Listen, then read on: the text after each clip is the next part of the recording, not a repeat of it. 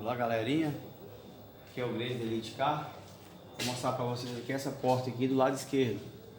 Como a outra porta ficou boa demais, aí eu peguei, tirei essa aqui hoje e fiz o mesmo esquema que eu fiz com a outra. Eu removi toda a tinta velha e dei um prime nela aí. Aí tá ela aí finalizada. Como a outra do lado direito eu tinha feito isso e essa eu não tinha feito, aí eu peguei e resolvi fazer nessa aí também. Aí pra ficar tudo igualzinho. Aí, galerinha, tá aí a porta aí, finalizada. E aqui, ó, a porta do lado direito, praticamente finalizada aqui. Comecei a fazer um alinhamento nela aqui. Entendeu? Ó, pra vocês verem o alinhamento, ó. Abriu a massa, lixão. Essa é aquela porta bem feia. Aí como ela ficou boa demais, eu resolvi fazer na outra também. Deixar bem filezinha. Aí, galerinha, tá a portinha aí. Não deu pra fazer o vídeo no outro final de semana. No outro final de semana eu não trabalhei. Aí tá aí o alicazão aí.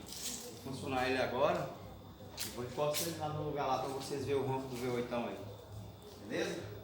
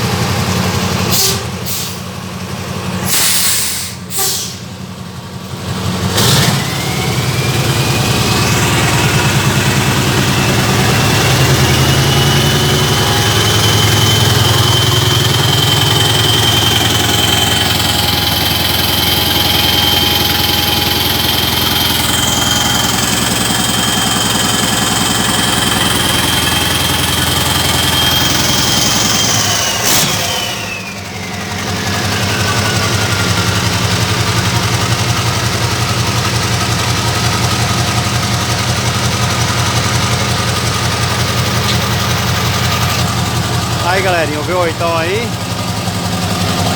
funcionando. E eu sei que vocês gostam, como eu gosto também, ver o bichão aí tocando a orquestra aí.